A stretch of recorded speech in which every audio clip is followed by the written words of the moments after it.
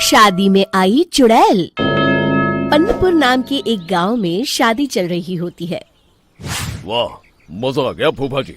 शादी में क्या खाना बना है, बाराती तो उंगलियां चाटते रह जाएंगे। हाँ, तुमने सही कहा, पनीर की सब्जी का तो कोई जवाब ही नहीं। दूसरी तरफ पंडित जी फेरों की तैयारी कर रहे होते हैं कि तभी वहाँ एक चुड़ैल आ जाती है।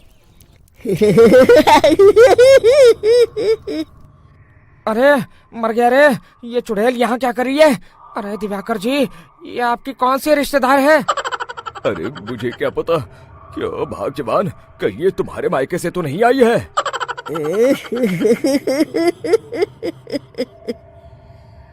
तुम लोगों की इस गांव में बारात लाने की हिम्मत कैसे हुई? मेरे रहते इस गांव में किसी की शादी नहीं हो सकती। अब तुम लोग देखो मैं क्या करती हूँ। अरे मर गया रे, मैंने सुना है ये जबान की पक्की है। भागो रे भागो, वरना ये चुड़ैल किसी को नहीं छोड़ेगी। हाँ, तुम सही कहते हो मोहन भाई, यहाँ से भाग लेने में ही हम सबकी भलाई है। देखते ही देखते शादी के मंडप में भगदड़ मच जाती है और चुड़ैल सब कुछ उजाड़ कर रख देती है। फिर एक दिन मोहन की शादी तय हो जाती है। अरे भाई, अगले हफ्ते मेरी शादी तय हो गई है, लेकिन इस चुड़ैल की दहशत के मारे तो मेरे हाथ पैर कांप रहे हैं। अरे मोहन, तुम्हारा दिमाग तो खराब नहीं हो गया? तुम अपने साथ साथ हम सब गांव वालों को भी बलि का बकरा बनाना चाहते हो? उस चुड़ैल के रहते तुमने अपनी शादी के बारे में सोच भी कैसे लिया? देखो गोपाल, डर तो मुझे भी लग रहा है, लेकिन उस चुड़ैल के डर से मैं जिंदगी भर कुंवारा तो नहीं रह सकता। तभी वहाँ मोहन के होने वाले ससुर आ जाते हैं। अरे ससुर जी, आप? देखो, अब तक मैं तुम्हारा ससुर बना नहीं हूँ और शायद बनूंगा भी नहीं। ये आप क्या कह रहे हैं? मैंने तो शादी का कोड भी सिलवा लिया है।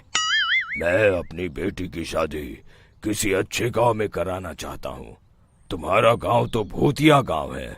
मैं तो क्या, अब तो कोई भी अपनी लड़की इस गांव वालों को नहीं देगा। इस तरह चुड़ैल के डर से उस गांव में किसी की भी शादी नहीं हो पाती।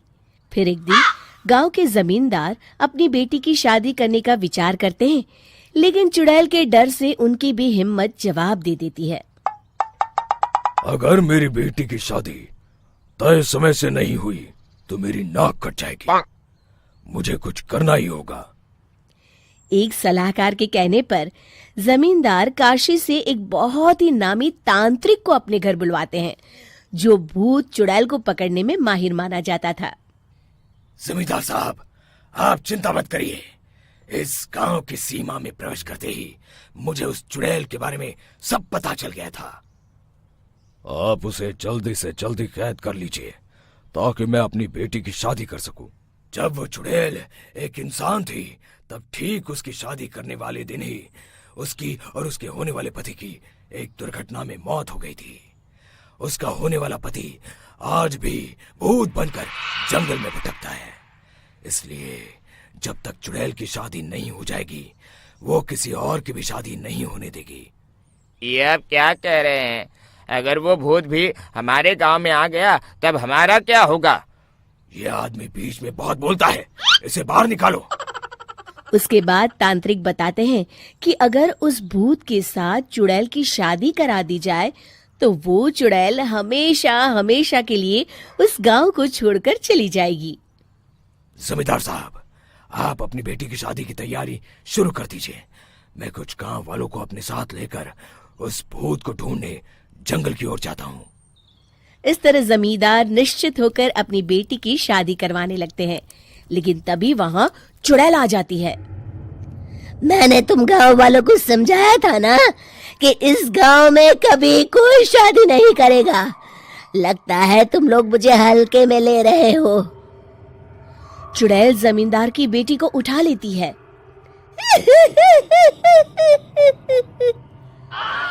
अब देखती हूँ बिना दुल्हन के तुम लोग शादी कैसे करोगे। मैं इसे अपने साथ ले जा रही हूँ। छोड़ मुझे, पिताजी, मुझे बचाइए। अरे कोई मेरी बेटी को बचाओ। तभी तांत्रिक उस भूत को लेकर वहां पहुंचता है। अरे भाग्यवान, रुको, इन मासूमों को परेशान मत करो, मैं आ गया हूँ, अब तुम मेरे साथ चलो। चुड़ैल बहुत खुश हो जाती है। आप आ गए, चलिए अब हम मंदिर में चलकर शादी कर लेते हैं। अरे अरे अरे अरे, ये क्या कह रही हो? मंदिर में जाके दोबारा मरना है क्या? चलो, आज से हम जंगल में रहेंगे। चुड़ैल चली गई, अब मेरी शादी हो जाएगी। इस तरह सभी गांव वाले खुशी से झूमने लगते हैं।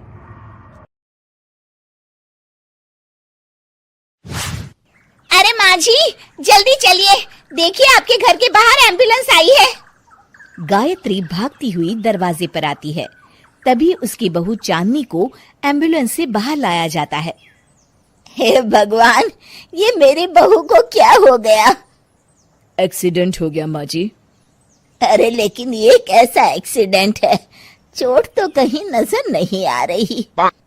अरे माँ जी, दिमाग में अंदरूनी चोट लगी है और ये अपनी याददाश्त खो बैठी है। हैं? मेरी बहू याददाश्त खो बैठी है, अब क्या होगा? अब फिक्र मत करिए, बस इनका अच्छे तरीके से ख्याल रखिए। मैंने दवाइयाँ दे दी हैं, अब मैं चलता हूँ। अगले दिन। अब तेरी तबीयत कैसी है बहू? बहू? किसकी बहू? हम भैरवगढ़ के ठाकुर विक्रम सिंह की बेटी रूपवती हैं।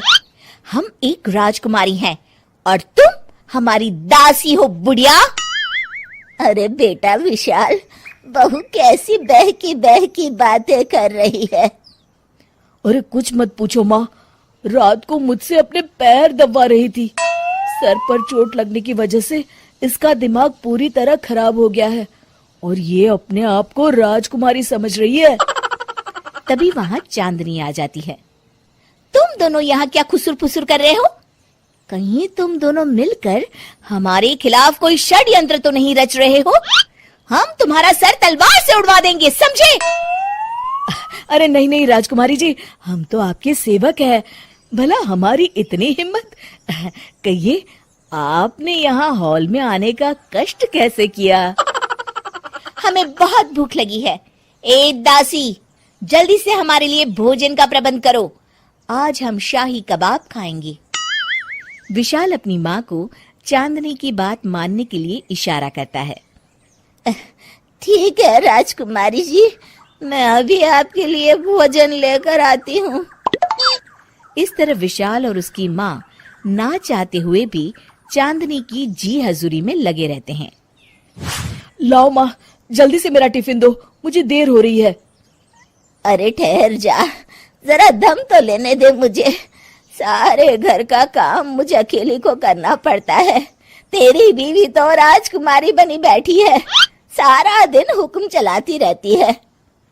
अरे माँ, मेरा भी तो यही हाल है। फिलहाल तुम मेरा टिफिन दे दो, मैं चला। रुको, कहाँ जा रहे हो? अरे मर गया रे, ये कहाँ से आ धमकी? आज हमारा जुहू चौपाटी घूमने का मूड है और हमें अपने लिए नई साड़ियाँ भी खरीदनी है। चलो जल्दी से अपना वाहन निकालो और हमें ले चलो। अरे अब तो मैं गया काम से। अगर आज मैं वक्त पे ऑफिस नहीं पहुंचा तो मेरा बॉस मुझे नौकरी से निकाल देगा। मरता क्या न करता। आखिरकार विशाल चांदनी को घुमाने ले जाता है और चांदनी अपने लिए ढेर सारी शॉपिंग भी करती है। ए दासी, टीवी पर कपिल शर्मा के आने का समय हो गया है, जल्दी से टीवी शुरू करो। अरे वाह, कपिल शर्मा तुझे याद है, बाकी कुछ याद नहीं। बहू तू तो बड़ी चालू लगती है, अपने फायदे की हर चीज तुझे याद रहती है। मैं तो तेरी इस अजीब बीमारी से परेशान हो गई हूँ। अगले दिन। अरे डॉक्टर साहब, आप इतने दिन से मेरी बहू का इलाज कर रहे हैं, लेकिन उसकी बीमारी तो सुधरने के बजाय और बढ़ती जा रही है। अरे माँ जी, ये दिमागी बीमारी है, बेचारी की याददाश्त चली गई है। वापस आने में थोड़ा वक्त तो लगेगा ही ना। गायत्री डॉक्टर से बात कर ही रही होती है कि तभी उसकी पुरानी सहेली शीला वहां आ जाती है। शीला को देख अचानक डॉक्टर घबरा जाते हैं।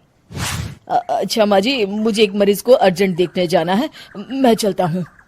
ये कौन था? अरे अब क्या बताऊं शीला, एक एक्सीडेंट भी मेरी बहू की याददाश्त चली गई है। ये डॉक्टर उसका इलाज कर रहा है। ये डॉक्टर कब से बन गया? अरे ये तो चमन पान वाले का लड़का है, सारा दिन नौटंकी करता रहता है। अच्छा तो ये बात है, अब मैं समझी। मेरी बहू और ये पान वाले का लड़का दोनों मिलकर मुझे बेवकूफ बना रहे थे। चल तू मेरे साथ। गायत्री शीला को एक बड़ा सा डंडा हाथ में देकर अपनी बहू चांदनी के कमरे में ले जाती है। बहू, ये मेरी सहेली है, एक डॉक्टर है। इसने तेरे जैसे न जाने कितनों का इलाज 2 मिनट में कर दिया है। इसका कहना है कि सर पर जहाँ चोट लगी हो, अगर उसी जगह दोबारा किसी बड़े डंडे से जोर से मारा जाए तो मरीज की याददाश्त वापस आ जाती है। देख, हम डंडा भी लाए हैं। अपनी सास की बातें सुनकर और हाथ में बड़ा डंडा देख चांदनी घबरा जाती है। अरे बाप रे, मैं तो फंस गई। इस डंडे की एक बार की वार से ही मैं तो चारों खाने चित हो जाऊंगी। अब क्या करूं, क्या करूं, क्या करूं? लेकिन गायत्री, डंडा सर पर ठीक उसी जगह लगना चाहिए जहाँ चोट लगी है। अरे तू चिंता मत कर, 2-4 बार मारूंगी तो एक बार तो सही जगह लग ही जाएगा ना। चल बहू, तैयार हो जा। अरे नहीं नहीं माँ जी, मुझे मत मारिए। दरअसल घर के काम करने से बचने के लिए मैंने ये सब नाटक किया था। मुझे माफ कर दीजिए, मैं कान पकड़ती हूँ। दोबारा ऐसी गलती कभी नहीं करूंगी।